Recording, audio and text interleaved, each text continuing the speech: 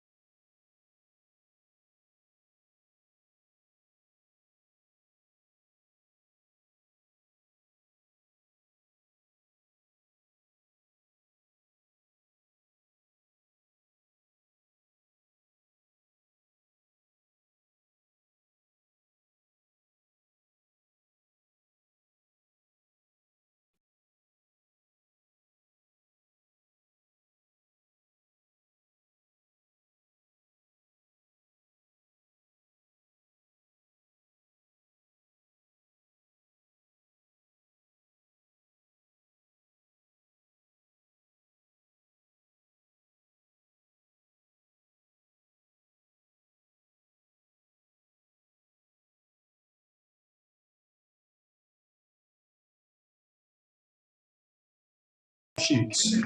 Okay, there's yours. So take the first 5 sheets all the way down to that page. Okay, and then pass it around. How do I have to let people in or are we good? Okay. Good morning, everybody.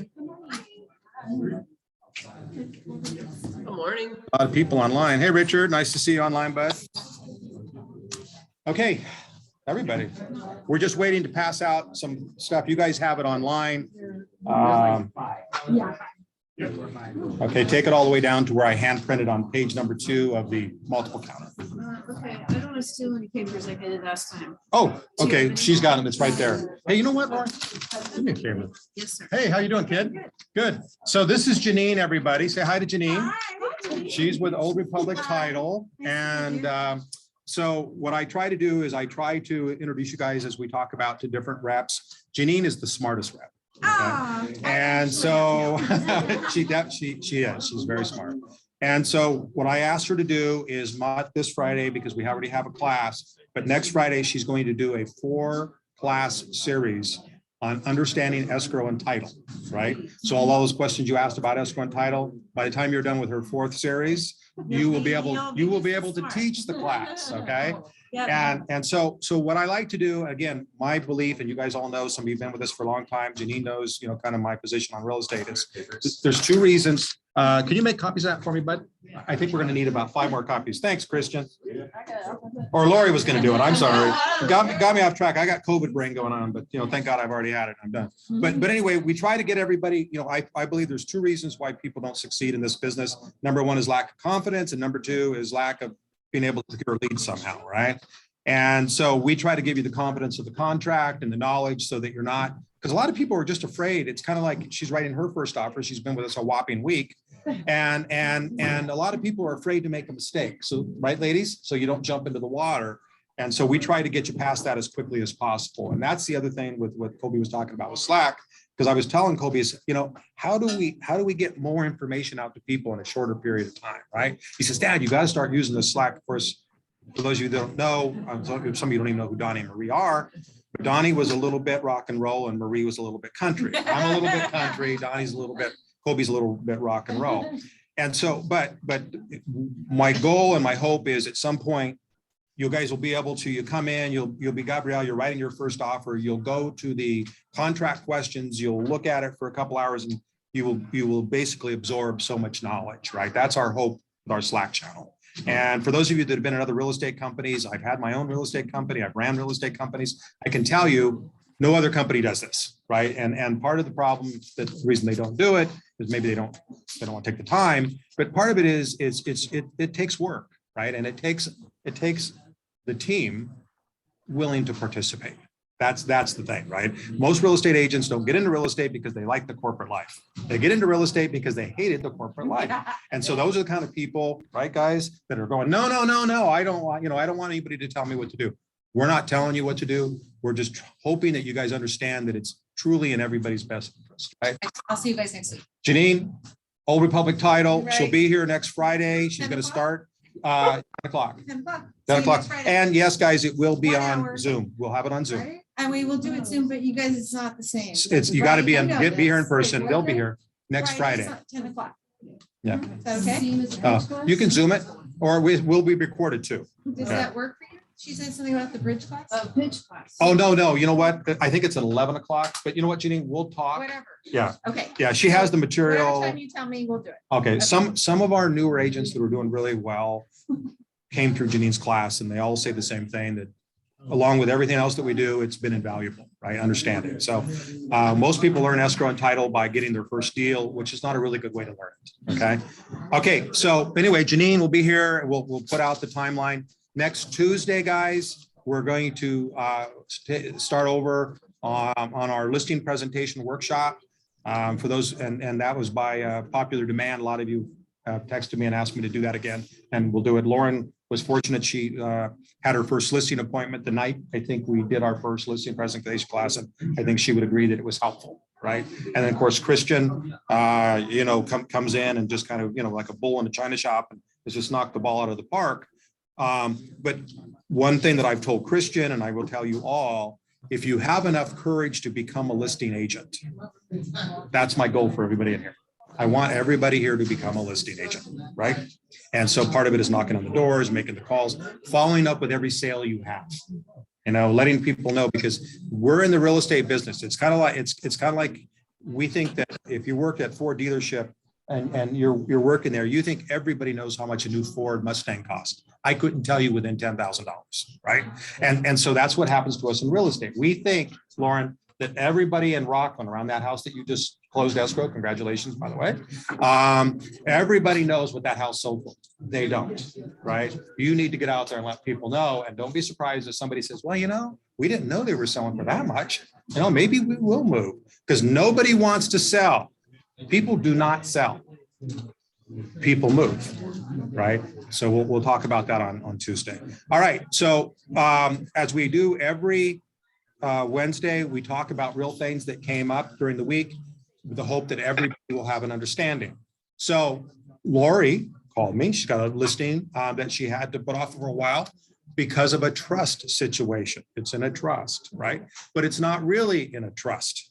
Share your situation as quickly as you can, so I can repeat it here. John Senior passed away and John Junior is taking the house over, and he is the only son, but he does have a lot of nieces and nephews. They're not involved. He's going to keep them separate. And I did the listing agreement, and then I realized that he can't sign it because it's not in his name. So he told me that probate should be completed with his attorney by the end of this week, and then we'll revisit, and I'll just change the date. Yeah, take a new listing because the listing's not valid. Right. It's not valid. So just so that everybody knows, Lori's situation is not unique, right? Because a lot of people think that mom and dad did something with the trust or whatever, so they think it's all ready to go. A lot of times mom and dad forgot to put the house in the trust. right? It happens more times than you think. So one of the things you want to make sure you do when you're on a listing presentation and you're talking to people that have a house that's in trust or going through probate is make sure you get the documents so you can get it to the escrow officer. Here, go back, pass this out. Thank you. I'm sorry. I think more people need it back there too. So you want to make sure, because the worst thing that can happen, and it didn't used to be a problem until all of a sudden everybody started playing Name That Tune on close of escrow days, is you sell a house with a 20-day escrow and you don't get the documents, Lisa, to the escrow officer until like 5 days before it's supposed to close. And she calls you and tells you, wait a second, we can't close this because we don't have the proper documents authorizing the person who's on your contract to pass title, right? We've had that happen. The buyers aren't real happy when that happens, right? Because they could lose their rate lock. The sellers aren't real happy because they thought you were checking on it, right? So when you get a property where there's a death involved, whatever, who are your true partners in every transaction? Your escrow officer and your loan officer, right? Get with your escrow officer as soon as possible, get those documents. We had a situation that happened.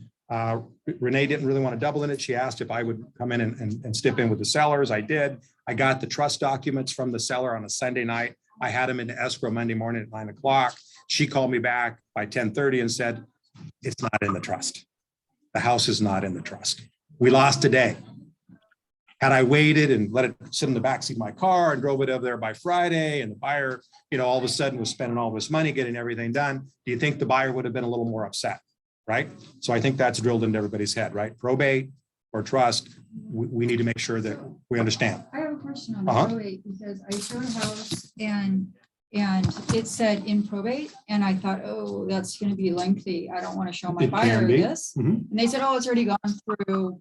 I'm like, well, what does that mean? It's in the point where it's in the children's ready, they can sell it now. So it's already gone through some kind of legal thing, but I didn't fully understand it because I was like, okay, that means that we're ready to go. It's in your name and you can actually sign it over, I'm thinking, right? So what happens with probate? Great question, Lisa.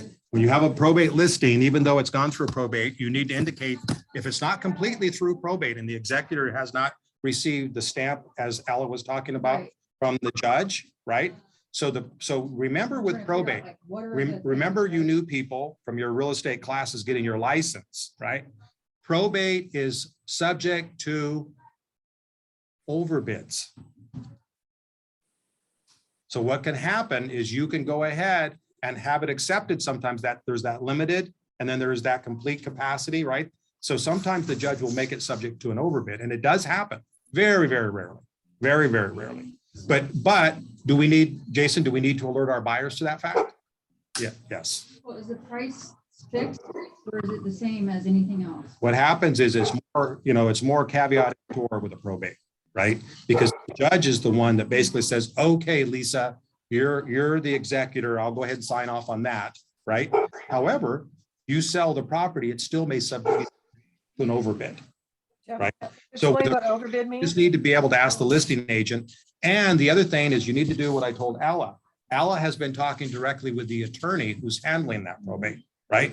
And the attorneys, they may charge the estate a little bit more money for that because they charge, for time, but they would rather have you ask them that question and do it correctly rather than throw their client into a mess. And you really don't want to throw a client into a mess ever, but especially when there's an attorney involved. Does that make sense to everybody? All right. So what else came up? Jeff, what does overbid mean?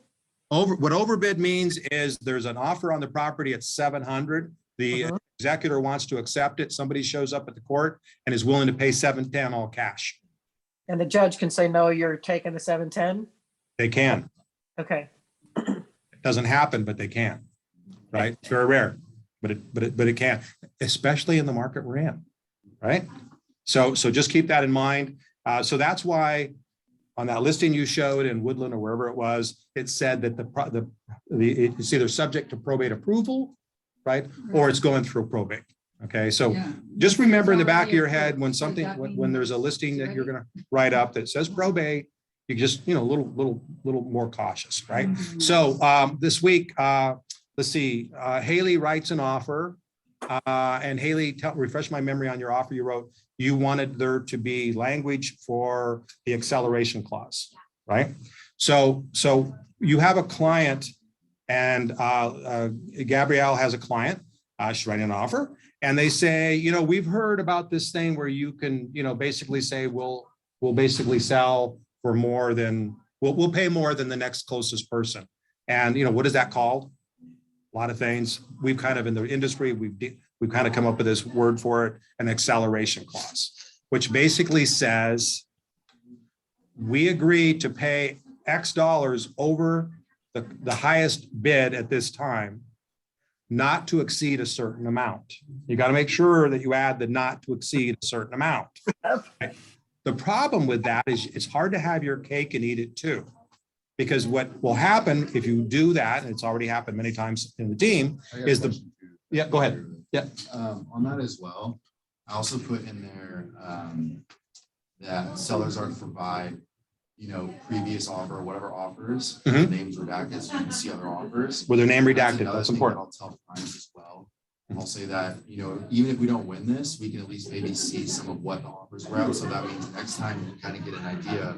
It's not just coming from like my mouth. Right. It's coming from an actual like agent. What Christian is learning after several transactions is you're much better off when you're presenting information to a buyer, when you can talk to them about what's happening in the industry rather than what's just happening from Christian's knowledge, right? And so what Christian is saying is he explains that acceleration clause, Lauren, like you and I talked about, where you can say whether the seller wants to do it or not, because they haven't signed anything with you saying they will, but the seller is to provide the highest offer with the name of the offeree blacked out or redacted or whatever you want to say. And a lot of listing agents, in order to get the deal going, will give you that.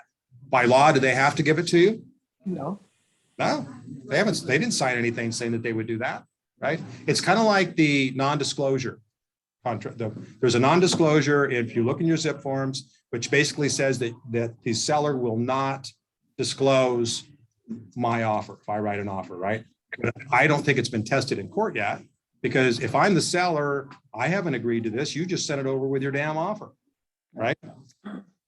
I don't know. So, but, I think it's more of an emotional protection than it is a legal protection. So when you're writing your offers, you can send in that non-disclosure item. Jason, do you use that? Yep. Yeah.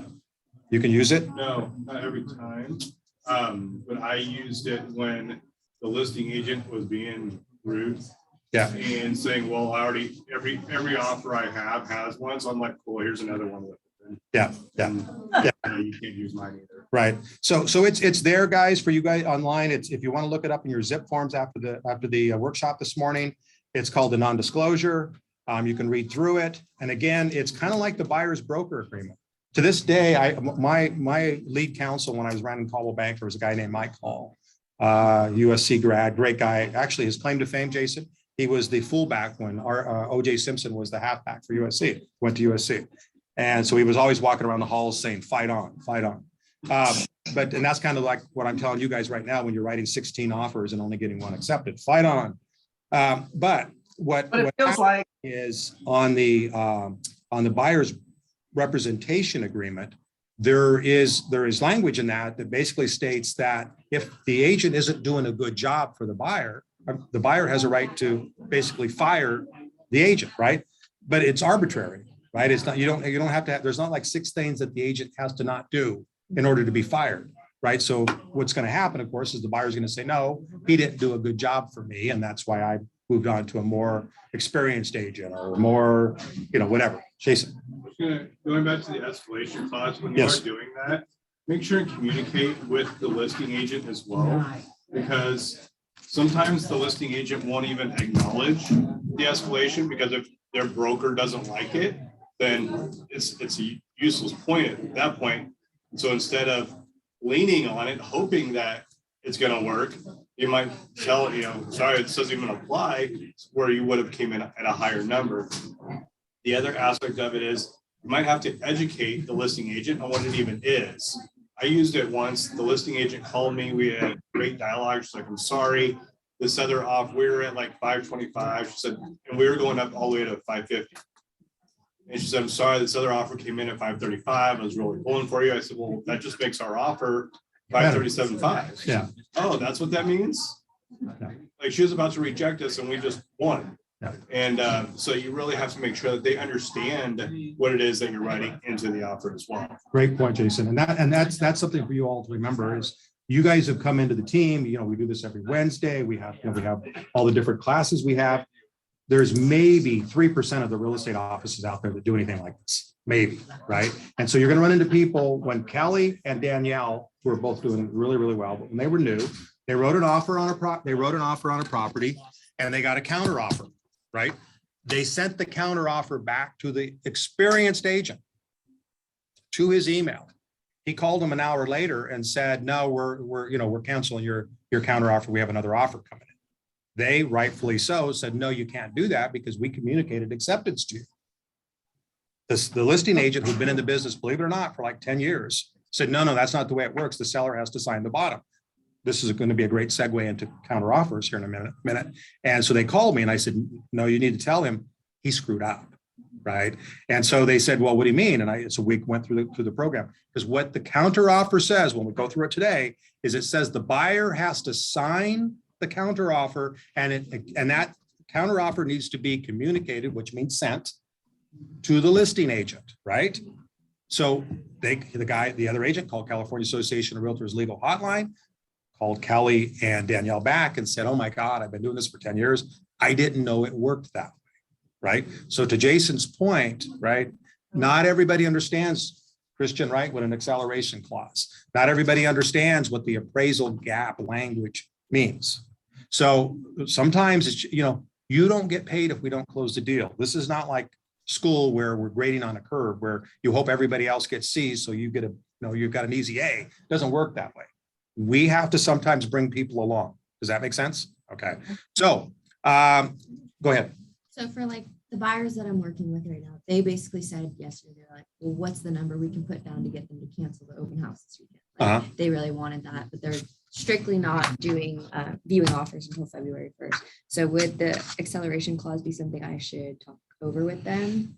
What Jason said is with the acceleration clause is to make sure, because the number one thing to get your offers accepted, because I get a lot of that, is, as much as you can, and not everybody is talkative, but as much as you can, talk to the listing agent, right? Try and become their friend.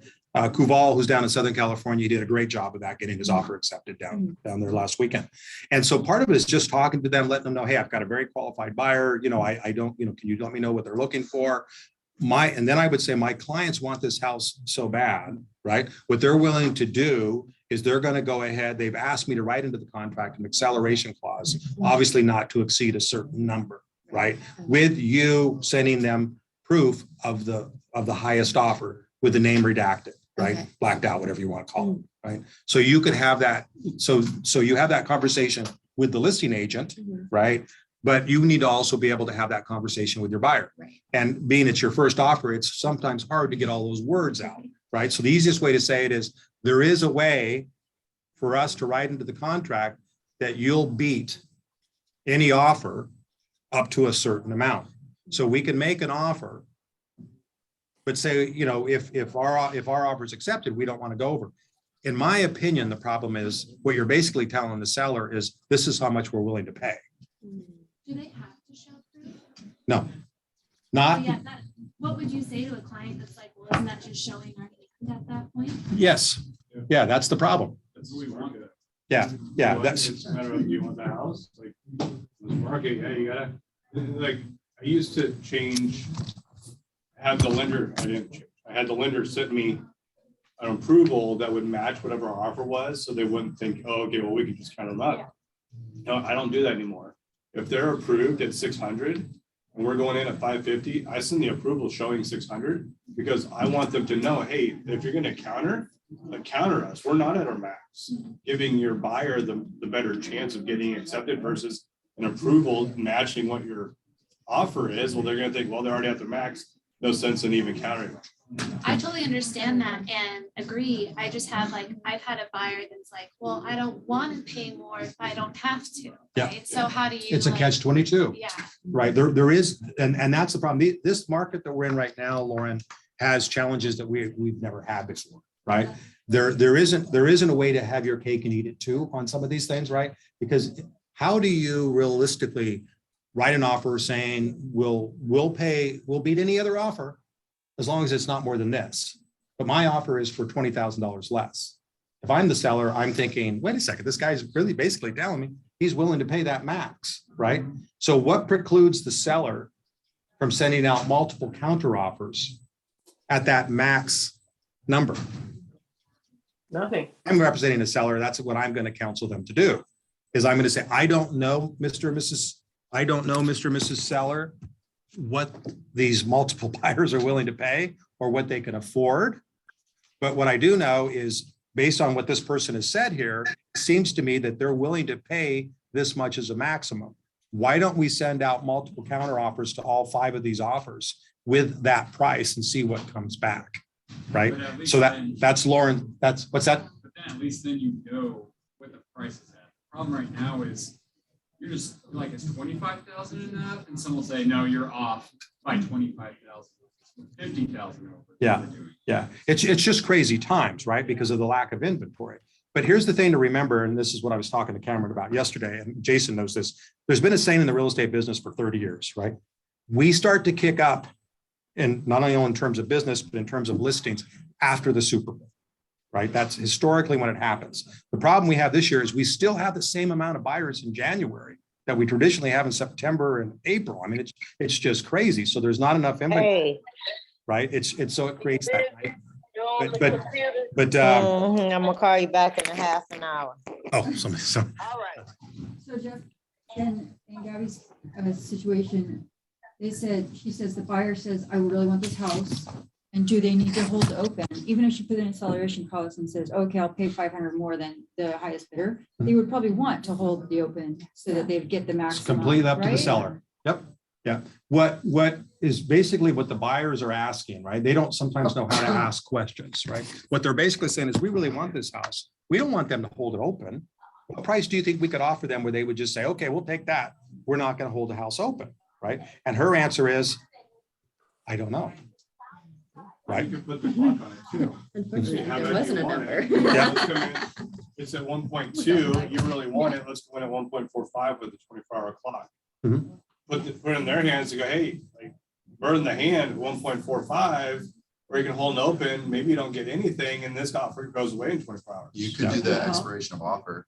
Yeah. And push Yeah. them, even What- though it what- doesn't expire, you can still say, hey, this offer's done. And Yeah, what Jason and Christian are talking about is the amount of time, that the seller has to accept or counter or reject the offer. And that's what they're talking about. He calls it the clock. He calls it the expiration of offer, which is what the contract says, right? And so what you're basically saying is, what Christian's saying is, hey, present the offer and leave the offer open for 12 hours. And if it's $1.4 million on $1.2 million, as an example, if you're the seller, you really got to think about that. Now, with that said, is the listing agent obligated to present that offer to the seller? Of course he is. Of course she is. All offers have to be presented, right? So the problem is the listing agent went out and said all offers are going to be presented on February 1st. But they have this offer in hand that expires using Christian's strategy in 12 hours or 24 hours. Is the seller obligated to wait till February 1st because it says in multiple listing service that they're going to present the offers on February 1st? No. Nope. And that's what happens. So what they're talking about in terms of a strategy, okay, both of them are telling you basically, if your clients want to make a strong enough offer, and if they have the financial wherewithal to do so, and you do as Christian said, and you write the offer to expire in 20 hours, and you basically tell a listing agent, listen, if they don't get this one, they're going to write on another offer. I'm just being honest with you. They're going to keep looking. Bounce this off your seller and see if they want to take it. They're putting $800,000 down. They're going to get a $600,000 loan.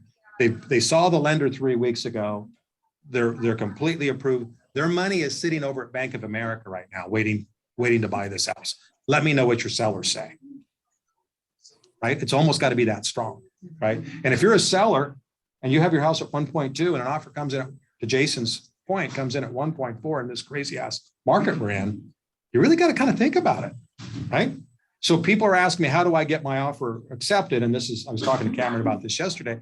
And when you're talking to your buyers now, you need to ask them, how much are the comps are what they are, right? What we've looked at several houses, you've seen several homes based on the market right now, Mr. and Mrs. Buyer, what price are you willing at what price are you willing to buy this house? And if it's $1 more than that, you simply walk away. Because if that's what you're willing to do, I recommend we write that offer up front. Because what we're seeing is the people that our team was working with 6 months ago, 5 months ago, and people were trying to negotiate, and we were losing out to all these offers. They were losing out to offers 20,000, 30,000 over. Those houses that those people bought and closed escrow on 6 months ago are now worth $50,000 and $60,000 more, right? We don't know when it's going to stop. Do we? We have no idea when it's going to stop. So it's your first offer. It's hard to say that, but what you can say is, hey, I'm on a team with about 130 people. We sell a ton of real estate. We're talking all the time. I can tell you that 90% of the homes that are selling right now are selling for over the list price. What's a challenge, Mr. and Mrs. Buyer, is they're almost all selling over the appraised value. Yeah.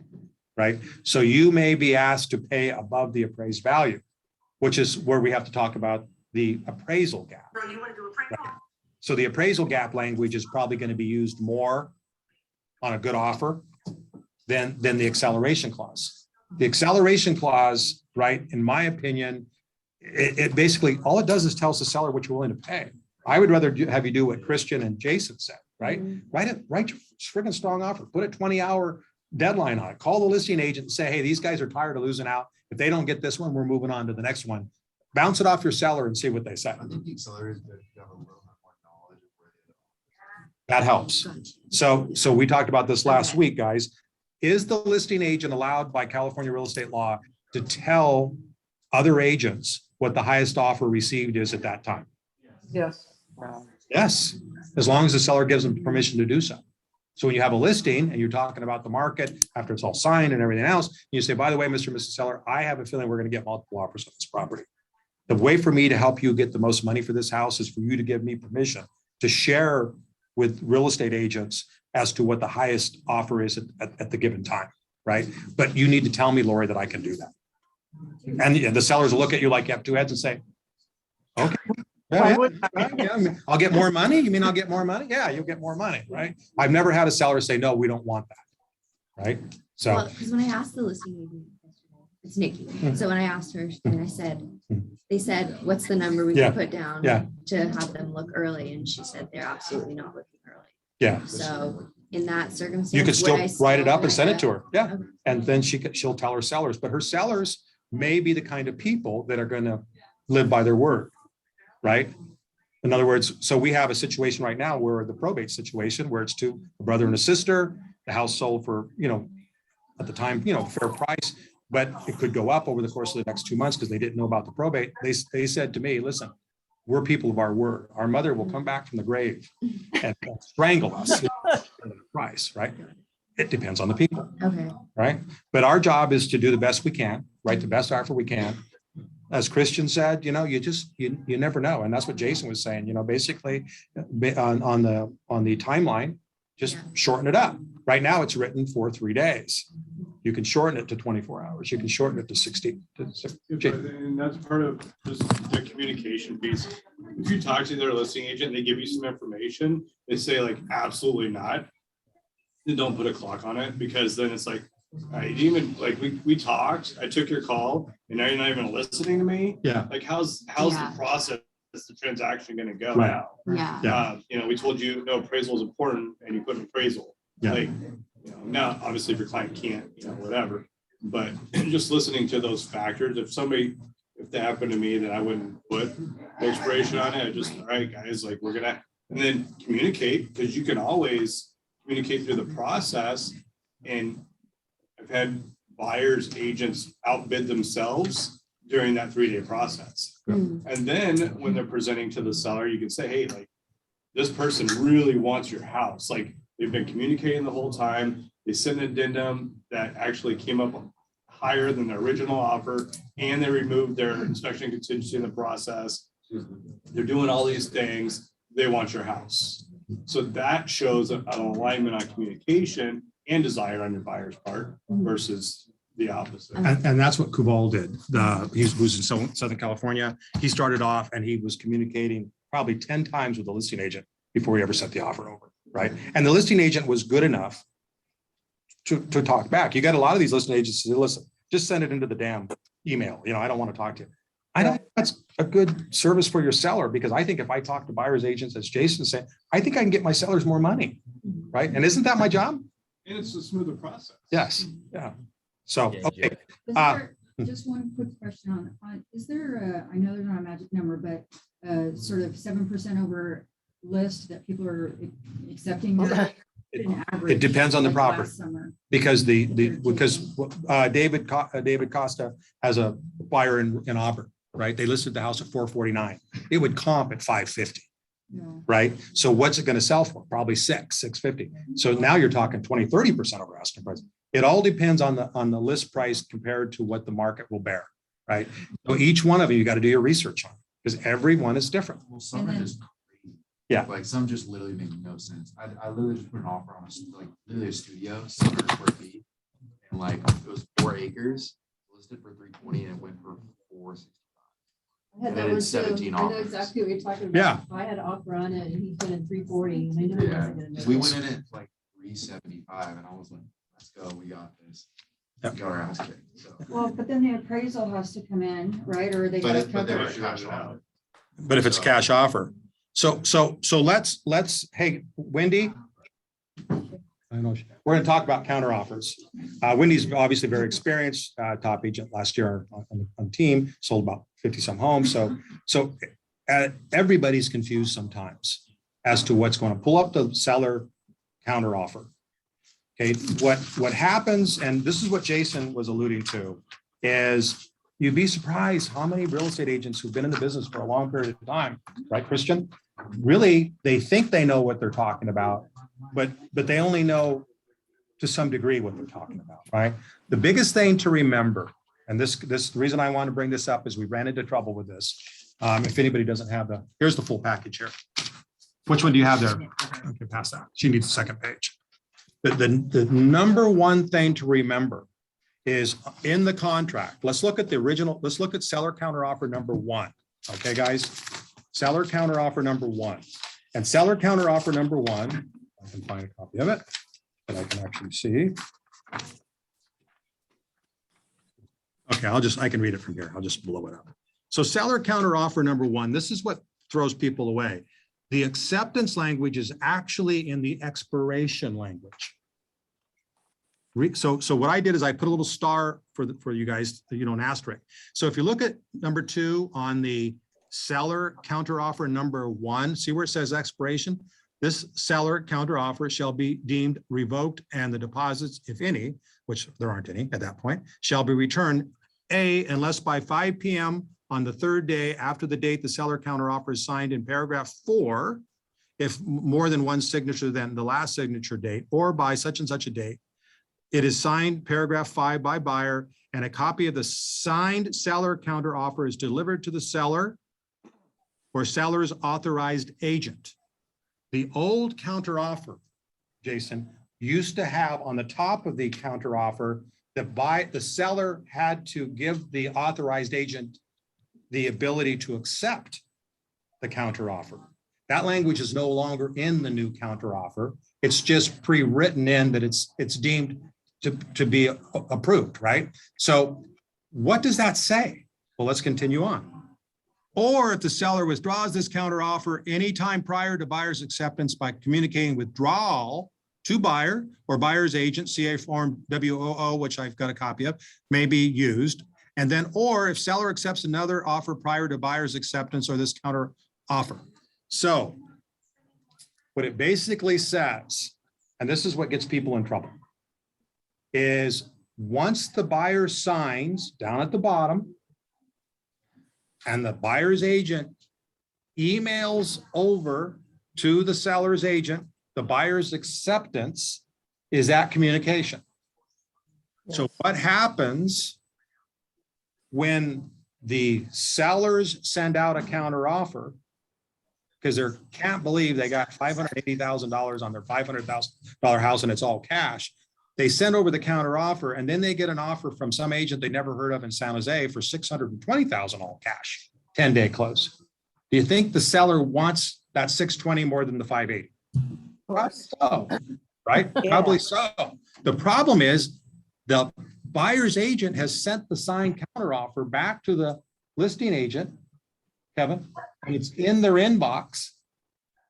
So is that deemed communication that it's been accepted? Yes, that's a problem, right? So what happened in Danielle and Kelly's deal, one of their first deals, is the listing agent says, yeah, you know, I received it, but my sellers never accepted it. Where does it say here that the seller has to sign below or has to acknowledge a receipt? Or it doesn't. I hate this counteroffer because we had 3 problems with it. One was a big problem. We had an agent out of the Bay Area who basically, and our agent called and withdrew the counteroffer before they had sent it. And she said, no, I was going to send it to you. I was in my car. I told you they're going to sign it, but they hadn't yet signed it. Right? Does that create angst? For you young people, that means not good. Does that create a problem? Yes, right, Gabrielle, it's a problem. So what we talked about in our group, in our Wednesday groups, is maybe there's a way to get in front of that. So I called the California Association of Realtors legal line. I think I talked to Neil or maybe it was Dave. I can't remember who it was. And I said, listen, this is a nightmare because this market is so crazy, right, Christian? So when we're representing sellers, can we use the multiple counter offer and modify it? Yes. Or should we use the normal counter offer, what I call the counter offer, and modify it? And he said, listen, take the multiple counter offer and modify it. It's much more enforceable and it makes much more sense and it's less confusing. So we added, so when Wendy has an offer come in and there's all kinds of people still maybe going to write an offer on it, but the time has come to present offers. Her sellers look at the 5 offers. They decide to go with one rather than countering, because here's what's going to happen. There's going to be some little thing. And this is why I tell you guys, when you call me and you send me your offers and you've included the refrigerator, which seems stupid, right? And I say, is the refrigerator included in the listing? I don't know. And why? Why does that matter? It's only a refrigerator. Because what the seller will do if they don't want to give you the refrigerator is they'll counter your otherwise perfect offer. So why do you set yourself up for that, right? So the seller will send a counter offer on your $800,000 all cash 10-day close offer, right? Saying that they're going to keep their damn $800 refrigerator, right? But in the meantime, somebody else is writing an offer for $810 with 50% down, removing the appraisal contingency, which is pretty much almost as good as $800,000 cash, right? Pretty much close to get another $10,000. So what do we do when we're representing a seller to make sure that we don't paint ourselves into a corner? Use, in today's market, use the seller's multiple counteroffer. I've given you guys language that you can add to your multiple counteroffer, which basically says it's pretty simple, right? It says this counteroffer is being made to Joe buyer. At the present time, Joe's buyer offer is the only offer, if it's the only offer. However, other offers are expected.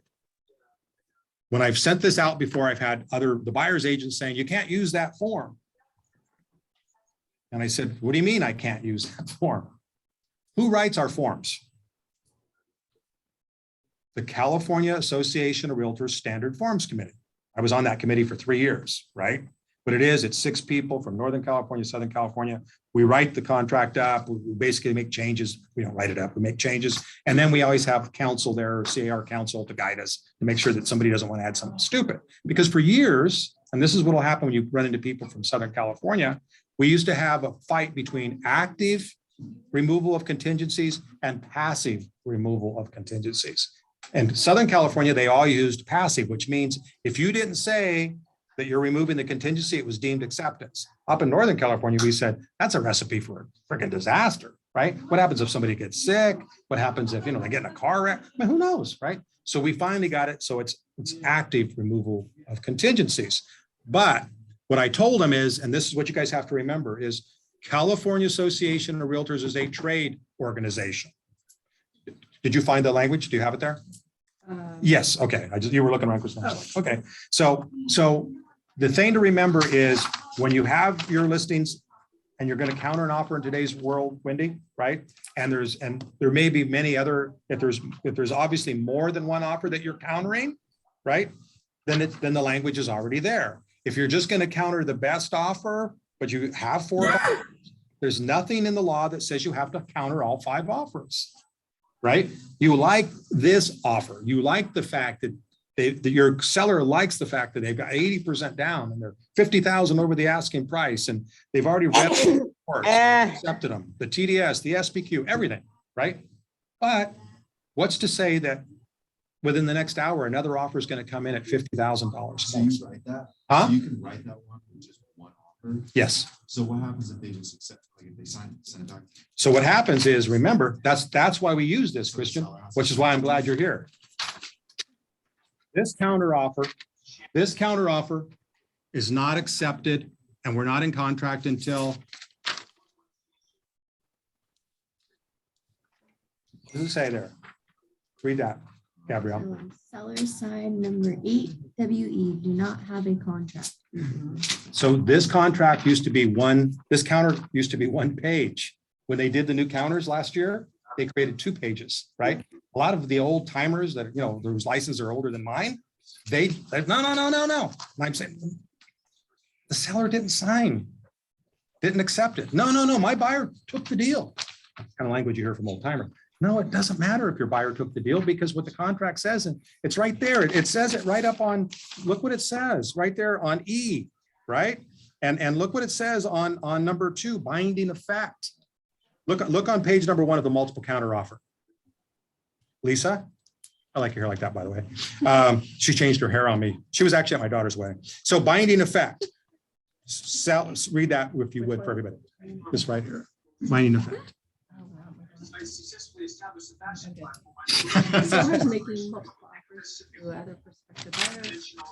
Read it a little louder. We got a lot of people online. Sure. Sellers making multiple offers to other prospective buyers on terms that may not be the same as in this multiple counter offer. This multiple counter offer does not bind seller and buyer unless all of the following occur in the time specified below. Seller signs in paragraph 5, buyer signs in paragraph 7, seller signs in paragraph 8, and the buyer receives a copy of multiple counter offer with all of the signatures. Okay, now read what number 8 says. And number 8 says selection of accepted multiple counter offer. By signing below, seller accepts the multiple counter offer. Note to seller, do not sign in this box until after buyer signs in paragraph 7. Do not sign in the box if the seller multiple counter offer is subject to an attached counter offer. So what happens when you get an inexperienced agent? It says that this is where the seller is supposed to sign, right? So they'll go ahead and have their seller sign both spots. And so what CAR rightfully did was, listen, don't sign this until the buyer signs their portion, right? But here's the problem is when you look at this, it says by signing below, seller accepts this multiple counter offer. So we had a situation a couple of weeks ago. The agent calls me up and says, hey, your client, your agent, she doesn't know what she's doing. And I said, no, she's in Southern California. I said, I think she did it right, but tell me, what's your position on this? And he said, well, they sent us a different counter offer. I found out because one of the other counter offers was sent to one of my friends who I know here in Orange County. And I said, yeah. And he said, they can't do that. It has to be the same counter offer. And I said, have you ever read the multiple counter offer language? And he said, yes. And I said, then you need to read it again. Because what it says, and this, you guys, if you ever ran into this, Lynette, you will. Everybody thinks when you send out a multiple counter offer to 5 people, that each of the countered price has to be the same, the terms have to be the same, whatever. It's not, that's not the case. If I have an $800,000 all cash offer and I'm trying to get up to 810, and I have an $810,000 offer with 20% down, I'm going to maybe counter both of them up to 820. But my seller says, hey, we would just be happy with 810. Great, let's counter the all cash deal to 810, because if they have 800, they probably got another 10 grand somewhere, right? Can you do that? Absolutely, right? Absolutely. So Wendy, with your experience, you've sold a lot of real estate. Have you been in a situation where they went with the old counter offer, right?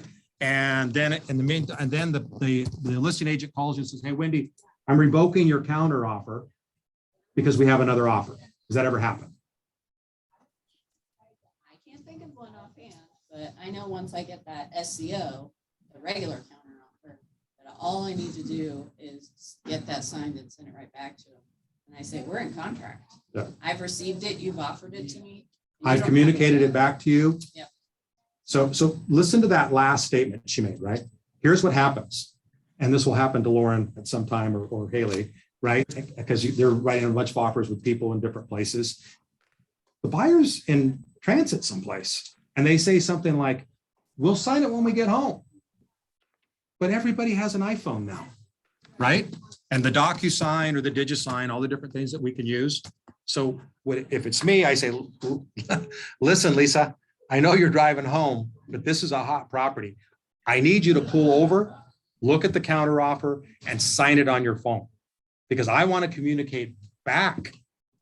If you accept with the little things that, you know, they counted out the refrigerator, they've gone up another $5 grand in price, whatever, right? If you want to accept that, pull over now, sign the damn thing, send it back to me. I'm sitting here waiting to send it to the listing agent immediately, right?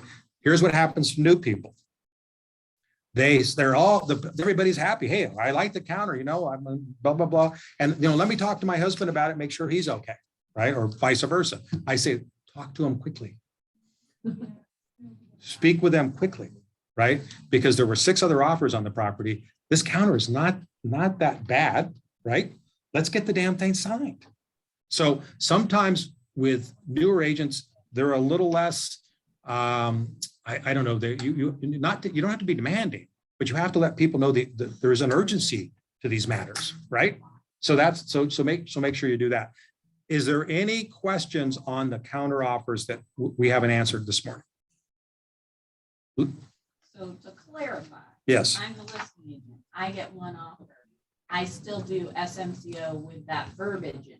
I don't have any other offers, but I could get more offers. That's correct. So I can still use the SMCO. Absolutely. They got rid of the. I've seen it. Yeah. So I lobbied with CAR standard forms to change the language in the standard counter, making it similar to the multiple counter offer, but people don't like that, right? Because in my opinion, if I'm the seller and I'm selling my house and the language is already in there, I have a right to look at any other offer until the counter offer comes back. Why should we, as CAR, put the seller in a position where another offer could come in that they want, but meanwhile, the buyer's agent has already communicated acceptance to the listing agent and is sitting in his email box, right? That's not a good thing. I don't like that, right? I don't think anybody should like that. I don't like conflict, right? So why not just go ahead and add that language in there, right? And someday they might. I was hoping they would do it this year, but they haven't. So we'll see what happens. But does everybody understand the difference in the language, right? And so the most important thing for you guys to understand, because we represent mostly buyers, is when you get a counter offer, if your buyer's in agreement to the change terms, get the damn thing signed and back right away. And what do you do at that point, Lauren? Well, I was just gonna say, like, something that I just learned with the client I had recently is because, like, her husband's at work all day. There's no way he can, like, sign anything. So it's always best if you just, like, let them know beforehand, like, hey, if we get a counter offer Monday afternoon, you know, like sign it right away. Because then if you're just telling them like right then, like, hey, we need this right now, then they're like, what? Like, I can't, you know, so it's always nice to give them a heads up, like if in the chance we get a counter offer, you know.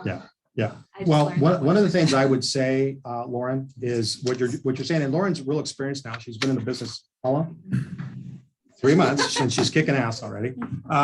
Is there anyone What else that she's, needs their- He's gonna leave soon. okay, you guys go ahead and give them your, we're multitasking here this morning. Making sure everybody can use the copy machine. So here's what Lauren and Haley, because they came in about the same time, well, not really, but more or less, is what they're basically saying. Lauren was a teacher.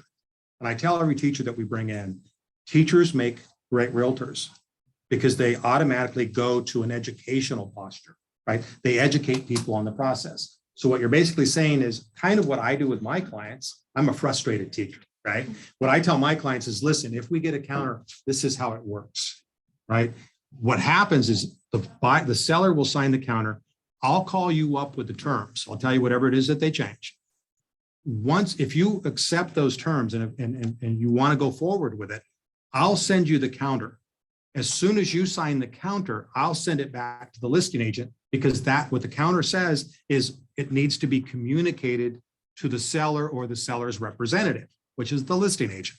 If we wait too long, Lisa, another offer can come in, or one of the other counter offers, if it's a multiple counter offer, right? If it's a multiple counter offer, Lisa, that's different, because the seller has the right to wait until all those counter offers came in. But if we just get what we call a traditional counter offer, communication is, and time of the essence is huge, right? We've actually had clients lose out on transactions that they should have had, Mr. and Mrs. Buyer, just because we couldn't get a hold of the buyer, because we know they would have accepted the counter. Does that make sense? Yeah. All right. I got a question, Jeff. Yes. If you use that verbiage on the seller multiple counter, and Yes. you only get one offer, Right. does Right. the seller still have to sign it twice? Yes. That's why you use it, Bob, because what you want to basically say is, because what happened to us, and real life story, Jeff Flores had a hot listing. We didn't think that anybody would come in at more than $60,000 over the asking price, but we send the counter offer out and somebody comes in at $65,000 over the asking price, right? So Flores is trying to get hold, and does get a hold of the buyer's agent and says, listen, we're revoking your counter offer. We've got a better offer. And the buyer's agent says, you can't, my buyers have already signed it. And Flores says, yes, we can, because you didn't communicate acceptance to me. And she says, no, it's in your email box. And he said, not in my email box. Right? He says what? A big pissing match. Her broker gets involved, we get involved. I mean, it was a big pissing match, right? So we decided in this hot market, what can we do, Bob, to get in the way of that, right? What can we do so it doesn't happen again? So that's when I called CAR Legal and said, is there any legal reason that we can't modify the seller multiple counteroffer? Because so what it does, Bob, is the exact same language stays in play. It doesn't change. Okay. That it is, it's just made to one person instead of to multiple people. In case another offer comes Good in. solution. So what it does is, in the meantime, if you're Flores and that same scenario that I just went through, if he had used this form with that language, it's very clear to anybody that until the seller signs it, we don't have a deal. And is there any time frame for the seller to sign it on the second signature? No. He can sit on it for a week. Yep. Okay. Yep. Same Right. thing. Same thing. No, the seller signs on this one here. What the seller signs is because they're making a multiple counter offer, right? But what they don't do is they don't sign number 8. There's no time frame for that. Yep. Yep. So let's see here. Acceptance where they sign number 8. So if you look down here, you're right. There's no, it's just the offer seller makes this multiple counter offer. So that's where the seller signs is number 5 and then number 8. Good question, Bob. But no, it's the market we're in. A lot of us that have been doing this for a long time, we've never had a market like this, right? It's just crazy. So we're basically trying to put baling wire together and duct tape, trying to figure out how to get offers accepted. It's just what it is. All right, let's go back to the contract. All right, so we're back on page number, let's go to page number 3.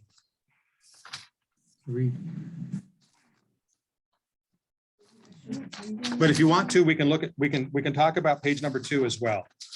Okay, is number 2 up here? I don't think it's, did they have page number 2 here? Yeah, I'm sorry. Okay, page number 2. So for those of you that are new, so that I get confused, this is a round robin class. When we get through page 16, I start on page number 1 all over again, right? So if I ever get off track, Kevin, let me know. All right, so we're on page number 2, Bob. Everybody online, Kubal, everybody look at number 2. Okay, what I wanted to talk to you guys about today was, which was the methodology behind what I love, what CAR did with this contract. Okay, I don't have number 1 here, but if you look at number 1, page number 1 basically is the terms of the contract. Okay, thank you very much. So if you look at page number 1, everybody look at page number 1. What it comes down here in this, in right under here in this little gray area, it's the terms. How much am I going to put down? What kind of loan am I going to get? What's my deposit? That type of thing. And then you go to the page number 2, and it's still terms and conditions. Then it says initially intentionally left blank. And then what I love about this contract is then it covers all the contingencies in one place, right? And then you get to time to performance, and then you get to the next page and you start talking about allocations of costs. So basically what it is if you're the kind of person that likes to put things in your mind in a certain way, is we got terms, we got contingencies, and we have costs. So when you're going, because what'll happen is you guys will send me your contracts, right? And I'll go through your contracts real quick, and invariably you'll miss who's going to pay for the county transfer tax, or what's going to happen with the home warranty, who's going to pay for it, and what the maximum amount's going to be. Or a lot of you will forget on the terms, you'll forget that the best way to do the contract, if there's a loan involved, if it's a 90-10 loan or an 80-20 loan, is you put the deposit in. Let's just say you're paying $800,000 for the house, and you multiply, and it's 20% down, right? So 80% of 8,000 is what? Of 800,000, right? 160. Just do the math on that, and you fill that into the loan amount. The remain, and then when you look at page number 1, and you look down at the bottom where it says the balance of the down payment, that auto fills for you. Does that make sense to everybody? Okay. And sometimes that's one things I see you guys missing a lot. But when we get into contingencies, the great thing about the new contract on page number 2 on contingencies, which is where we left off last week. Thank you for that. On where we left off last week is when you talk about contingencies, what used to happen is they used to have various timelines, right? To get the loan contingency removed was a certain amount of time, 21 days or whatever it was. The appraisal contingency, the inspection contingencies, those were all different times. What they did with the new contract is they made them all 17 days. You can modify those, you can change them, right? Or you can leave them as 17 days. Does everybody understand that? Okay, so let's look at contingency number 1, which is the loan contingency. It says 17 days. Appraisal contingency based upon appraised value at the minimum purchase price of, and that's usually the purchase price. Haley did something that I thought was great, right? They were willing, the house was listed at, let's just say $1 million. They were willing to pay $1,010,000 for the house, right? But they were also willing to cover the $10,000 appraisal gap. So what they said that they would do is if the property appraised for $1 million, even though they were offering $1,010,000 as an example, they would go ahead and it was acceptable to them, knowing that they would have to make the $10,000 up in cash. So where you guys get confused a lot is when you're writing an appraisal gap and the buyer is putting 20% down, and you say that the buyer will make up the difference in cash. A lot of times you don't understand, you get confused because it's easy to do so. You don't understand that doesn't preclude the buyer from still having to have $20,000 in cash assets to close the transaction. So they have to have the 20% plus whatever they're going to do on the gap, which we're sitting here in this room and it just, everybody's kind of like, well, that makes sense. in the heat of battle, it gets confusing when you're writing your first contract, right? Yes. Some loan officers can also kind of somehow make that like into the loan as They, well, what they right? do is they up the loan amount. Yeah. If possible. So they can adjust the loan amount. So you can always talk to the loan officer about Right. that. I don't have that. So one of the things that I was trying to get. Yeah. So one of the things I was trying to talk about is what we talked about when he was coming through the program the first time is every transaction, if there's a loan involved, you have two business partners. You have the lender and you have the escrow officer. Do not be afraid to lean on them. Ask them questions. They get paid. They're there to help you. The loan officer does not get paid a nickel. One doesn't close. The escrow officer she gets paid her salary, but she doesn't get her bonus if she doesn't close the escrow, right, Christian? Right? These people are your business partners. So when you're getting ready to write an offer, right, and you're going to do something creative, talk to your loan officer. Have them help you. Have them help you structure the transaction. Okay. So back to contingencies.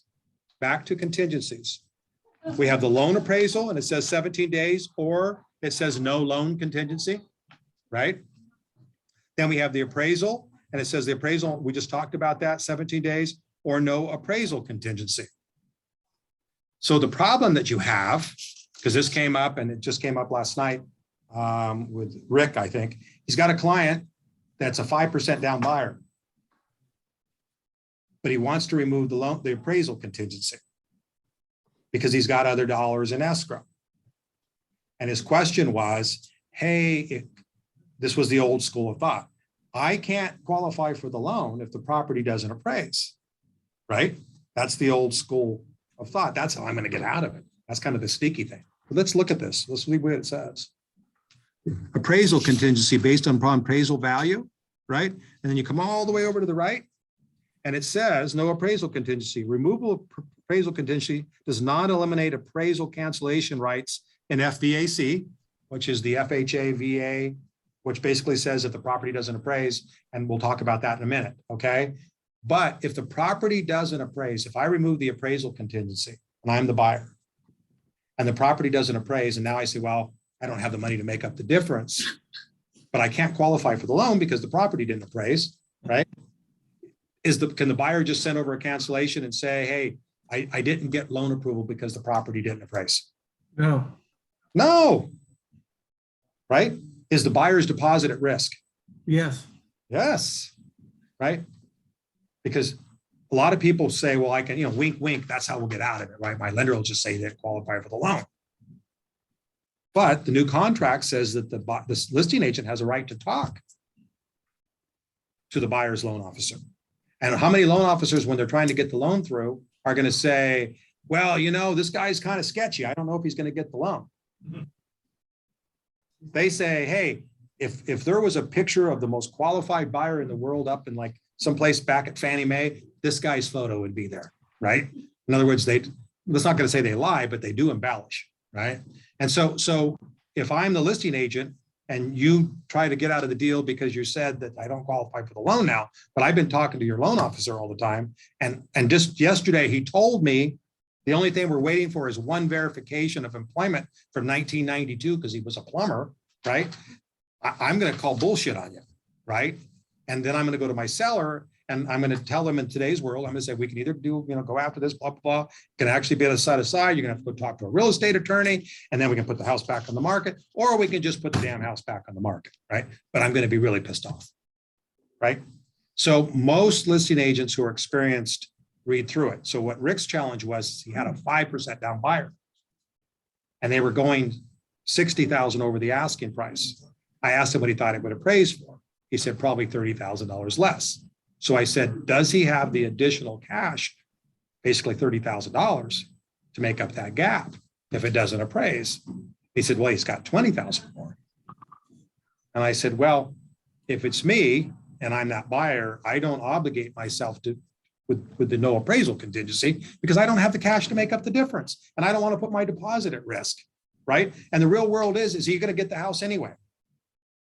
No, because he doesn't have the money, right? Does that make sense to everybody, right? Yeah. Sometimes, we got to be careful that we don't outsmart ourselves, right? So the word contingency Lauren, right? Because I know you looked it up, is a very important word. You will have clients that will ask you all the time, what does that mean? Well, it's contingent upon.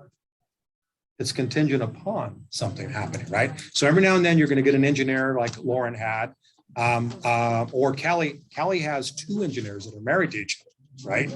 And I mean, yeah. And I mean, and it was like, she was going through the contract for 10 days before they would even look at houses, right? And so it happens. We're all different. We all have, we're all made up differently. So you just need to be able to have the right responses for these people. So continue down. Smoke alarms,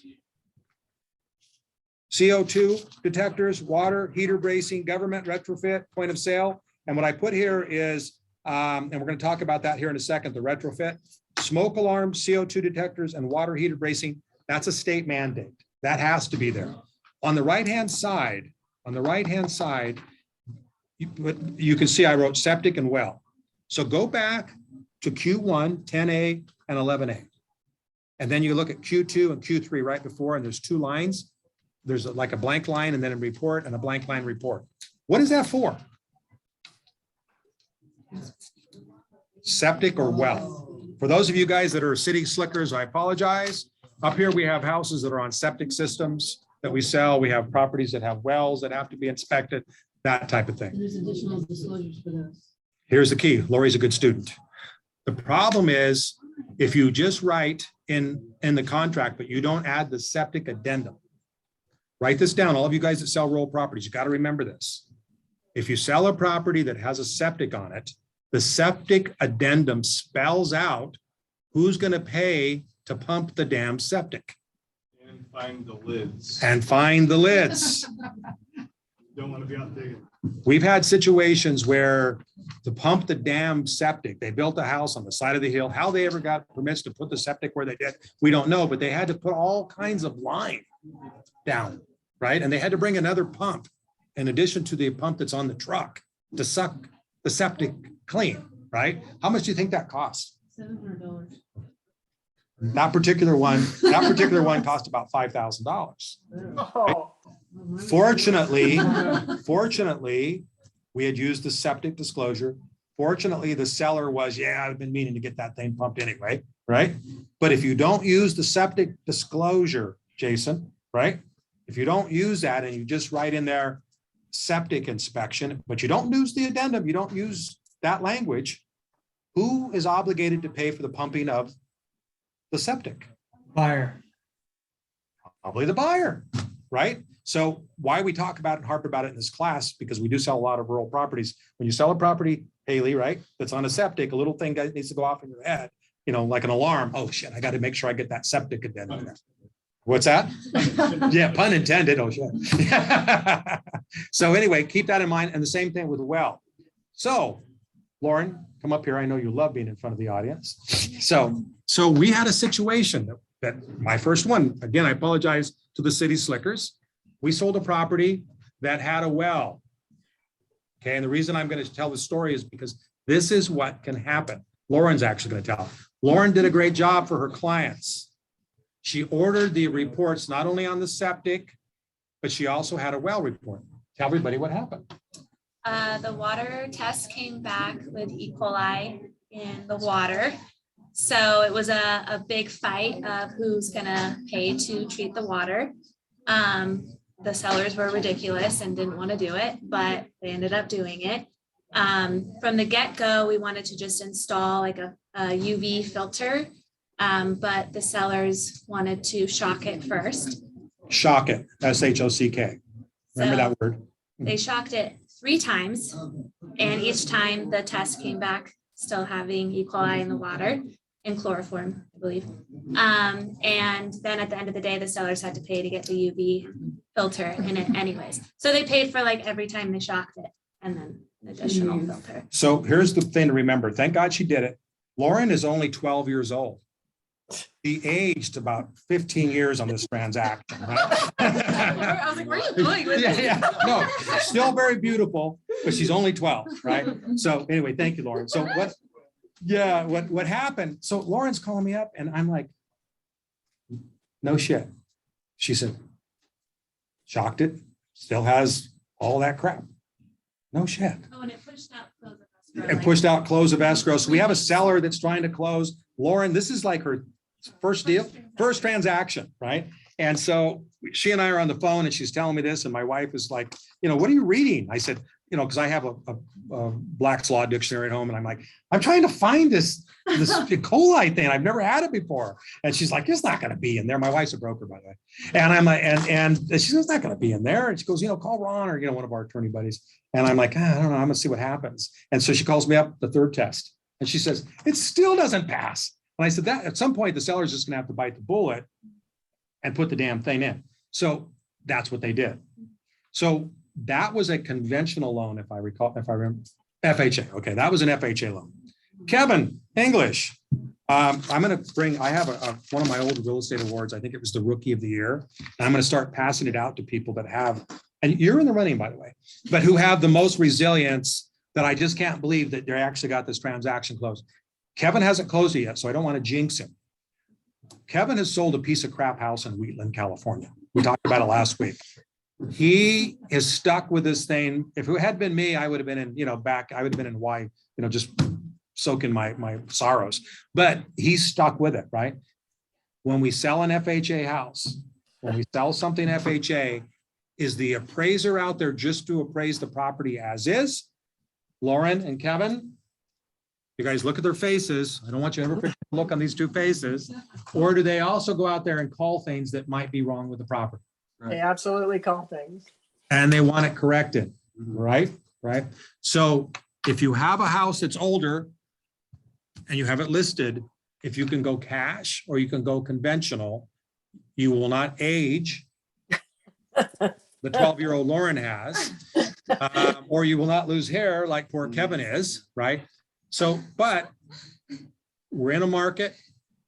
We're definitely getting into a market. Prices have gone up. We're going through a lot of different gyrations with potential buyers. We're going to see a lot of more what the lenders call govies, which are government-backed loans, right? VA, FHA. Terry, who's on the line, gets the award for closing the first Chaffa loan. 5 years, right? She's aged. She's only 14 also. It's just part of the business, right? Christian's got a transaction going right now. He's got a lot of transactions going. I think you've got one going with in the office here. Help me. With what? Who you have a transaction going with one of our team members? Who? I don't know, like another agent? Another agent. Oh, Sunny. Sunny, right? And you guys are trying to, and I was thinking of, like, you got problems on it, right? But here's the thing to remember. The reason that I had a good reputation when I was selling a lot of real estate is I'm a fighter. I don't give up. I continue to communicate. I stay involved with the transaction and I try to get things through. What you guys are doing, that's what you got to do. You just got to fight through it, right? I mean, think about this. It got shocked 3 times. How many buyers would have just said, well, screw this. Lauren just working with them. Here's the bad part though. The buyers, when it's all said and done, they blame her for the well, right? She went over there every night and was putting E. coli in the damn well, right? I mean, give it away. And yeah, it's funny, right? But it's well, yes, she did. So don't forget that. So let's move on real quick because we're running out of time. Okay. So government required point of sale. In our county, in our area up here in Northern California, guys, Bob Mackey, you probably know this or maybe you don't. In Southern California, I think there's one city, Caval, that has it. What this is a holdover from the heavy drought. When we had the heavy drought, the state mandated that certain things happened with properties before the deeds could be transferred. You had to have low flow shower heads. You had to have 2.5 gallon toilets. You had to have those things. When that went away, very few cities kept it in place. For all of you here in the greater Sacramento area, remember this. If you ever sell a house in Davis or Berkeley, you have to have the property inspected to make sure that it's been retrofitted. If it's not, they come back out and charge a reinspection fee. The city does. It's going to add about another $500 or $600 to the transaction. Down in Southern California, Caval, I think the city of Bell, they used to have retrofit. I don't know if they do or not. I know that's a long way out from where you work, but they did have a retrofit in the city. So the city puts an ordinance in order for the city to allow the deed to be transferred, you have to have it signed off by a person. That's their job. They come out, they make sure the toilet, 2.5 gallons, they make sure that it's got the thing. We have sold maybe 4 or 5 houses on this team in Davis. And every time the people call me up and say, what's this retrofit thing, right? I said, well, we talked about it in class, right? So just remember, if you sell a property in Davis, yes. I'll hint too, if you're writing an offer for open door property, we'll ask you to check those just because they have no idea where their property is. That's a great segue into what I want to talk about. So Lauren, again, she's very experienced. She's had transactions, been in the business whole 3 months, kicking ass. I love it when I can tell people about all my new people just kicking butt. But it's kind of like warms the cockles of my heart. But here's what she's talking about is we're starting to sell houses that are owned by Open Door.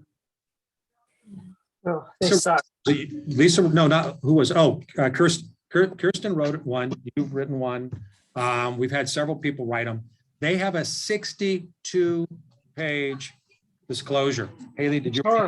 Yeah, 62-page disclosure. The reason they have a 62-page disclosure is they are a national company. When you look at all 62 pages, if you ever do, Kirsten sent it to me again this weekend. If you look at it, there's a lot of things in there that really don't apply to us, right? Because it's already covered in our contract. But if you write an offer for Open Door, they will want your buyer to not only sign the retrofit, but they want the buyer to take responsibility for it in terms of cost if it happens, okay? Fortunately for us, it's kind of a non-issue because we don't have many cities that require it, but we got lucky in December and got a lot of water, right? Got a lot of snow. I mean, we're not getting anything now. What do you think is going to happen if we go back into a drought? Retrofit's going to come back into play, right? Then it's going to be a state mandated matter, not a city by city matter. All right. So continue down. Escrow fees. I see a lot of you guys confused on the escrow fees. Some of you in Southern California, Kuval, I know you're on, and I don't know who else from Southern California is on, but in Southern California versus Northern California, the escrow fees are twice as much. You have buyer escrow fees and you have seller escrow fees.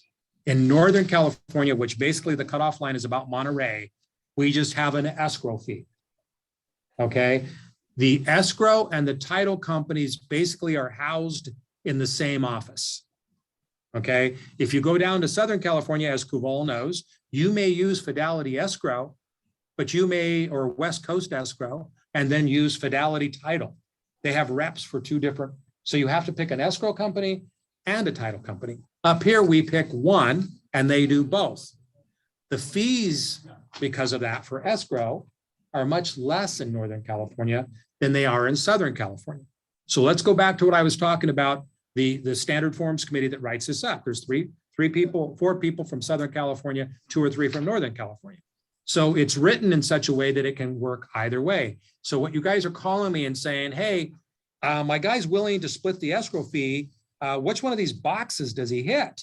Right? Buyer, seller, both, each to pay their own fee. What should they write in? What I would write in is the buyer is willing to split the fee, is you hit the buyer box, the seller box, and you put 50-50. That way there's no confusion, right? And then what we're telling everybody, because again, in Northern California, most of the time, the listing agent in our marketplace, because the seller pays the escrow fee most of the time, right? Prior to this crazy market we're in, probably 99% of the time. Now it's being split and everything, but you're trying to get your offer accepted, right, bud? You write in seller's choice if they haven't already opened escrow someplace. Because I just trying to get my buyers, it's not about my ego and me trying to use my friend over at the escrow company. I don't want to have a counter offer sent back to my buyer because I write in Old Republic or Cornerstone or whatever I write in. Okay. Yes, Christian. Also too, I've single-handedly won offers because of escrow. Come over here.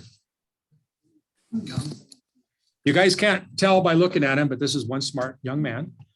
I love giving Christian a bad time. Anytime, anytime he's in the office, I go, hey, Christian, come over here, let's talk. So anyway, so Christian has came in, as we all know, took the world by storm, wrote like 3 offers in his first 2 or 3 weeks, got him closed. He's doing great. So when you're writing your offer and you're sitting down with your buyer, and you're trying to educate them on the market that we're in, and you get your buyers to pay escrow fee, Yeah, escrow and title. okay? So is it lawful for the buyer to pay the escrow and title fee? Of course, it is. There's nothing that says they can't. What was customary, there's never been anything legally drawn up, but what was customary is that the seller would pay the seller's title fee, which is the CLTA, and the buyers would pay the lender title fee, which is the ALTA. So what he's saying, and how do you communicate that to the listing agent so that she doesn't just miss it on your offer? I'll just, any offer I send in on my email, I'll just send in, or however I send it, I'll just do like a highlights of my offer. So say, we're covering escrow and title fees. We have an accelerated clause. We're coming in at this price, but we're willing to go to this price. Stuff like that. I'll just throw in there. Okay, so when you say we're coming at this price, but we're willing to go to this price, make sure you have your buyer's permission to do that, right? Because if I'm a buyer and I'm willing to go to $1 million, I don't want my agent telling them, hey, I think the guy will go to $1.1 million, right? So you want to have your permission. What he's saying, and what Linda and Danielle do really well, if you guys get into your zip forms, if you're not using it already, there's a summary of an offer, right? Or you can do it the old fashioned way, which is what I do it. I write an email to the seller, listing agent. I tell them a little bit about my clients. I tell them when they met with the lender. I tell them what's been verified. I give them as much detail as I can, just like Christian does, right? And I point out, like Christian does, if they're willing to pay the escrow fee and the title fee, right? I think it's super important too, because I think that escrow and title fee, it's money that you're saving out of their pockets. So it has nothing to do with loans. It has nothing to do with like any things that's coming externally. It's coming directly out of the seller's pockets. Yep. So that saves them, $2,000 or $3,000 or $4,000 or whatever the price is. And do you explain that to your buyers? I do. I tell them the exact same thing. So one of the things that we talk about in terms of getting to write offers and starting to close them, and you ladies haven't even noticed it, but I've noticed it in you, is there's a certain confidence comes from just the tone of your voice, your body language, and just being normal, not trying to be know-it-all and all that. Just like Christian said, is, hey, I tell them, hey, listen, this doesn't come out of their pocket. This is real money to them. This is going to, this is like $3 or $4 grand, right? It's going to cost you $3 or $4 grand, but in today's market, Mr. and Mrs. Buyer, we need to give ourselves as much opportunity as we can to get your offer accepted, because they've told me there's already 3 offers on this house, right? So I'm asking you, are you willing to pay that additional cash? And he's been getting his offers accepted, whereas others, everybody's challenged. I don't care how experienced you are, right? You're going in on a house that's 900, that's worth 950, and it goes for $1.1 million. How do you know? You just don't. Bob Mackey, who's on here, he's been a broker as long as I have, longer than I have. We talk about it all the time. It's like, shit, who knows? Who knows, right? When you're writing your offers and you're sitting down with your clients, because you've had great success, Christian, what are you telling your buyers to get them to come in at the prices they're coming in at? It's kind of always like a really different conversation. I think that, you just kind of see where they're at and see who they are as like a person and like their character. And if you can just kind of tell that they're like a lax person, then you kind of come in lax. If they're like super intense and they're playing like hardball, then just be like, do you want this house or not? Mm-hmm. I think that if you want to give them an idea of where everybody else is probably going to come in at. And I think that that's just something that you learn by looking at other deals or other houses or other things. And you can just pick up on things. And I think that when you use that to your advantage, then you can just make people believe that we need to do this in order to get this house. Yeah. So thank you, Christian. You can go back there. I'm not going to embarrass you anymore. It's okay. So one of the things, Christian had a little bit of an advantage because real estate's in his blood. His mom's a broker, but she's not here. She's in Reading, right? So he had to do everything on his own. But what happens is you get to a point where you start reading people better and you just start telling them what's going on. When you're brand new and you're writing your first offer, on your listing presentation, you sell the team more. With your buyers, you use what you've seen in the team. So you're going to talk to these people today, and what you're saying is, listen, we have about 135, 140 people on our team. We're writing a lot of offers. What we're seeing happen, what we're witnessing, however you want to say it, is properties are selling for over the asking price. So the real thing that we have to come up with, Mr. and Mrs. Buyers, at what price are you willing to say, I'm not going to pay that? I'm not going to pay that. And what I recommend we do is we write an offer slightly less than that, right? Because what I don't want to do is call you up and say, we lost out, somebody paid $5,000 more. And then you tell me, shit, we would have paid 10,000 more, right? So part of it is, and these are things that we've never had before, right, Bob? We got to be, you got to kind of read, as Christian pointed out, read the person, find out how bad they want the house. Tell them the truth.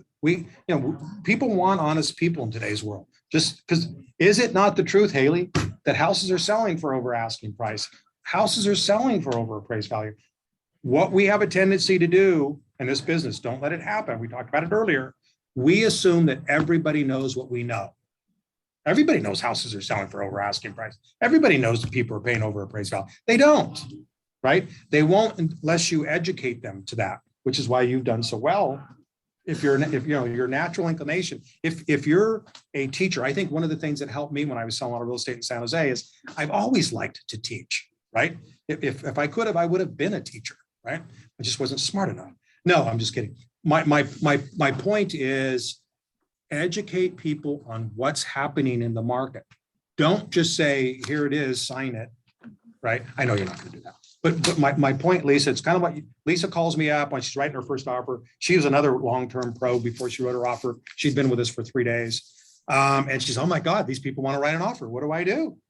And I said, well, write an offer, right? Oh my God, I can't even get into zip forms yet. I mean, what do I do, right? Well, but what happens, I forgot, we got two of you right next to each other. Two Lisa.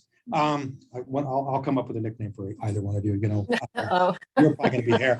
This Lisa here, when I first saw her, she comes in and she's sitting over at the thing and she goes, hi, and I'm like, God, she looks familiar.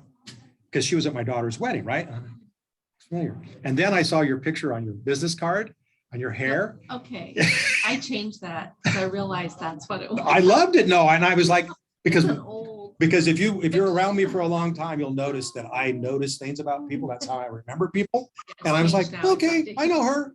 And so I went home and told my wife, and she goes, they were at the wedding. I'm like, I emailed Metro West right away. yeah. No, it looks great. So, but my point is on this here is be yourself. People like you. And so Lisa just started talking to people and say, hey, here's what it is, right? Not attached to the outcome. And Christian, whether you know it or not, you had that gift from day one, right? Well, you told me, like, I think the first day I came in, I literally was like, I have no money. I literally can't afford anything. I have to pay rent in like 2 weeks. Come over here so people can hear the story. This is a great story. One day I'll have you on video. Okay, here you are. Tell them. But anyway. So you show up the first day, you join the team, and you tell me. I was like, I have no money. Like, I'm broke. I need to get a house. I need to make money. I need to do something. And after that, I was just going to say, though, that you did tell me at one point that it was something along the lines of you don't have it until it's done or something like that. You can't lose something you don't have. Yeah. Right. And that's and what happens to new people in the business is they're so afraid they're going to make a mistake. She's got a possible listing coming up. Right. And I know what's going on mentally in her mind is, oh my God, I'm going to blow it. Right. You can't lose something you don't have. Lauren was going out on her first listing and she was literally shaking. Yeah. Right. And oh my God. And I said, you can't lose something you don't have. Yeah. Right. Part of there's and we talk about this all the time in our class. And this is what I'm talking to Christian about is there's two aspects of what we do to be successful in this business. We need to master the mechanics, which is the contract, which is why we spend every Wednesday talking about it and talking about different scenarios. And then there's the emotional side, right? There's you managing your own emotional side, right? And being able to read people, because communication is only 7% words. The rest is your tonality and your body language, right? If I sat up here, like anybody that's ever seen Ferris Bueller, the guy's taking roll, Bueller, right? I don't think you guys would learn as much, right? Because it wouldn't come across the same way. It's the same thing when you're with your clients, right, Christian? Right? You just have to be yourself. So what I told him is I said, listen, I like you. I think other people will like you. Right? What I want you to do, and I've always teased him since the day I met him. I said, because he reminds me of me when I was young. I said, I want you just to go out there, be yourself, talk to them. You can't lose something you don't have. The other thing I said, and Tommy Hopkins said this years ago, you can't let them see you sweat. Yeah. If they see that you need the money that bad, they're going to run out the door to somebody else. Yeah. You can't see that. So now I had the privilege of talking to the place where he's renting and telling him how great he was, the landlord or whatever. And she said, well, this kid sounds like too good to be true. And I said, I'm counting on it. And she started laughing, right? But my point is, if you come in and like you're going to do today, and you have confidence, not arrogance, confidence, right? And it's kind of like what happened with these two here, and I love watching them grow. Is you come across, again, you're not arrogant, but you know the business, and you're on a great team, and you can get things done, and you take care of people. You're honest. It's the same thing I told before, and Bob Mackey loves this one. I remember years ago, Bob. Thanks, Christian. Yeah. I was sitting there, and this is before I even moved to Almaden. JJ, remember JJ Gibson, Bob? Yep. She was a BITCH, right? But she sold a lot of real estate. And Tom Spirit told me, listen, because I was feeling kind of bad. And he said, because I was doing a lot of business. He said, and I thought, well, I was using all these different diagrams, these dialogues and stuff. I was feeling bad, and he said, what's wrong with you? And I said, hi, I'm kind of feeling bad, Bob, Tom. And he said, I want you to remember this. Always remember this. You're a good person. You take care of your clients. This is the main thing he said. People deserve you. Can you imagine if those clients you just represented, if they had picked JJ Gibson instead of you? He's laughing because we all know it, right? Every market has a JJ Gibson. God rest her soul. But my point is, you guys need to carry yourselves. Like, I'm good at this, right? When you talk to your friends, when you talk to people you used to work with, when you're out there on social media, one of the things that Tim Downs, and I got to be careful not to brag about him too much, but I love talking about him, is he came in and day one, Christian, and this is what you and I, we need to work on this. He, on social media, he's been here a week and you thought he'd sold 45 houses, right? He hadn't even put a house in escrow yet. But he knows how to control social media, where all of a sudden, not only is he selling houses, but he all of a sudden is getting people to list houses. I think he took 6 listings in his first 6 months. You know how hard it is to get listings when you're brand new, right? Plus he sold another 20 buyers. Part of it is you have to promote yourself a certain way. I think what happens to new people, not only in promotion, self-promotion, but in presenting a contract to people, is we're afraid we're going to make a mistake, right, Christian? You can't be afraid. You can't lose something you don't have. So, okay. So here's what I'd like you guys to do. Go and look at page number 4 and 5. Some of you, I'm going to be sending contracts to. Some of you obviously have done it. And I'm going to ask you to write it up for me and then send it back to me. Okay. And I'm going to put that, if you haven't done so already, just to help me guys, I'm going to put it in the Slack channel under the 11 a.m. class. And then if you guys would write that offer, Kuval, you don't need to do it. You've already written an offer. I don't know who else is down there in Southern California, but on the line, I can't see everybody from here. But anyway, do that. It'll help you a lot. I promise you both. Okay. And then I'll kind of like a teacher, then I'll correct it, send it back to you, have you rewrite it and send it back. Okay. All right, everybody. Thank you. Thank you. All right. Thanks, Jeff. Thanks, Jeff. Bye. Thanks, everyone. Thanks. Man, there was a lot of people on there that I didn't know. Oh, hey, Amy, I didn't know you were on there. Chanel, how you doing? Hey, Jeff. Yeah. Sherry, got a quick question. Okay.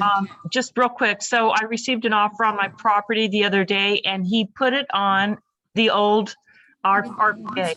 RPA, okay. Yeah. So This is a vacant piece of land? no, it has the house on it. Okay, so he's writing it as if for the house. The contract, is still, you can still use it, right? Yeah. Remember, we talked about it's just a trade organization contract. So it's still, if a seller should just grab it and sign it, Sherry, it's definitely valid. Okay. So don't have them redo it. Okay. Okay. Thank you. All right, everybody. Bye. Thank you. Okay. I didn't even, it just dawned on me, I have 2 leases right here and I'm like, I'm talking to Lisa. I know both. They're both leased. Yeah, sorry.